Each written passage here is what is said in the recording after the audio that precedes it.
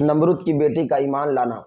حضرات، جب نمرود کی بیٹی رغفہ نے بلند مکان سے دیکھا کہ حضرت ابراہیم علیہ السلام صحیح سالم ہے اور نار نمرود گلزار بنا ہوا ہے، تو رغفہ کے دل میں ایمان پیدا ہو گیا اور اس نے حضرت ابراہیم علیہ السلام سے اجازت لے کر کلمہ پڑھتے ہوئے، یعنی لا الہ الا اللہ ابراہیم خلیل اللہ پڑھتے ہوئے بلند مکان سے نار نمرود میں کود گئی، سلامتی سے حضرت ابراہیم علیہ السلام کے پاس حاضر ہوئی اور اپنے ایمان کو تازہ کیا، پھر سلامتی سے اپنے باپ کے پاس چلی گئی۔ جب نمرود نے اپنی بیٹی کا ایمان اور پھر اس کا بلند مکان سے آگ میں جانا اور آگ سے سلامت رہنا مشاہدہ کیا، بڑا تعجب میں پڑا، مگر لوگوں کی ملامت سے ڈرتے ہوئے اپنے باطل دین پر قائم رہا، اگرچہ اس کے سامنے حضرت ابراہیم علیہ السلام کے دین کی حقانیت آفتاب سے زیادہ ظاہر ہو چکی تھی۔ پہلے تو لڑکی کو پیار و محبت سے سمجھایا کہ دین ابراہیم سے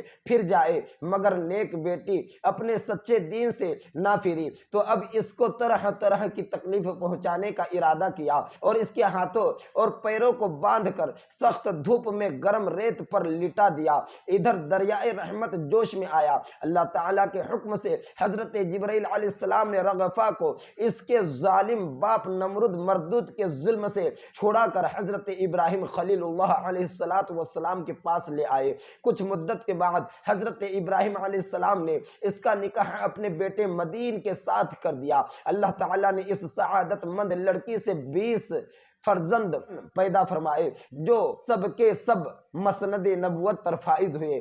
فالحمدللہ علی ذالک۔ اے ایمان والو، نمرود مردود کی بیٹی رغفہ کلمہ شریف پڑھتے ہوئے بلند مکان سے کود کر نار نمرود میں حضرت ابراہیم علیہ السلام کے پاس پہنچتی ہیں تو وہ بھی آگ سے محفوظ رہتی ہیں۔ یہ ہے کلمہ شریف کی برکت اور نبی کی محبت کا اثر۔ اگر ہم بھی کلمہ شریف پڑھنا اپنی عادت بنا لیں اور پیارے نبی رسول اللہ صلی اللہ تعالی علیہ وسلم سے سچی محبت کرے تو بروز قیامت کلمہ شریف کی برکت اور پیارے مصطفیٰ صلی اللہ تعالی علیہ وسلم کی رحمت سے دنیا کی ہر بلا و مصیبت کی آگ سے اور قیامت کے دن دوزخ کی آگ سے محفوظ رہیں گے انشاءاللہ تعالی۔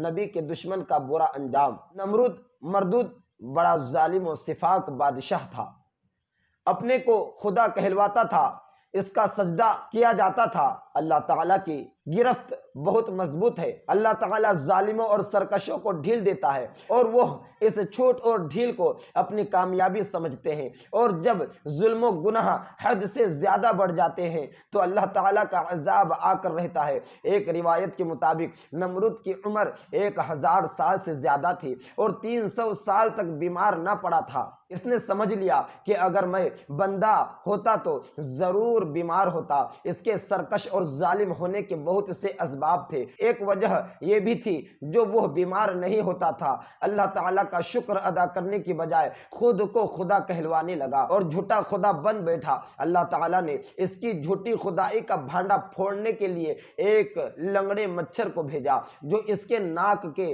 راستے سے دماغ میں چلا گیا اور اس کو کاٹنے لگا۔ نمرود سخت پریشان ہوا، ایک لنگڑے مچھر کے عذاب سے بچنے کی اس کے پاس کوئی تدبیر نہ تھی، دنوں رات درد میں مبتلا رہنے لگا، حکیم سے علاج کراتا مگر مرض بڑھتا گیا، جو دوا کی اس کی ہلاک و برباد ہونے کا وقت قریب آ گیا۔ ایک ماہر حکیم جو غالباً اس کے ظلم و ستم سے پریشان اور اس کی جھوٹی خدائی سے آگاہ تھا، اس نے مشورہ دیا کہ بادشاہ ایک پرانے چمڑے کے جوتے سے آپ کے سر پر مالش کیا جائے تو ہو سکتا ہے کہ آپ کے سر کا درد کچھ کم ہو جائے اور آپ کو آرام نصیب ہو۔ حکم ہوا کہ پرانا چمڑے کا جوتا لایا جائے۔ جوتا حاضر کیا گیا اور ایک شخص کو متعین کیا گیا کہ اس پرانے جوتے سے نمرود کے سر پر مالش کیا کرے۔ جب جوتا نمرود کے سر پر پڑنے لگتا تو مچھر دماغ کے ایک کونے میں بیٹھ جاتا اور تکلیف و درد کم ہو جاتا اور نمرود سمجھتا کہ بیماری کا علاج ہو رہا ہے۔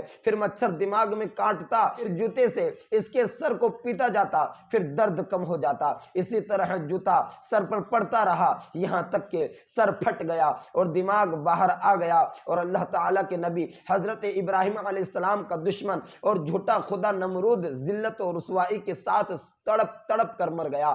حضرات، یہ ہے اللہ و رسول جل جلالہ صلی اللہ تعالیٰ علیہ وسلم کے دشمن کا برا انجام۔ اے ایمان والو، اللہ تعالیٰ کے نبی حضرت ابراہیم علیہ السلام کے دشمن نمرود کا کتنا برا حال ہوا آپ حضرات نے دیکھ لیا۔ اور آج بھی جو لوگ نبی سے دشمنی کرتے ہیں اور نبی پر طرح طرح کا اعتراض کرتے نظر آتے ہیں، وہ لوگ بھی کسی نہ کسی بڑی بیماری میں مبتلا ملیں گے۔ اس لیے اللہ تعالیٰ کے محبوب بندے انبیاء کرام اور اولیاء کرام سے عداوت و دشمنی سے بچنا لازم و ضروری ہے۔ اللہ تعالیٰ اپنے پیاروں کی عداوت و دشمنی سے بچائے اور ان سے محبت و عقیدت کی توفیق عطا فرمائے، آمین ثم آمین۔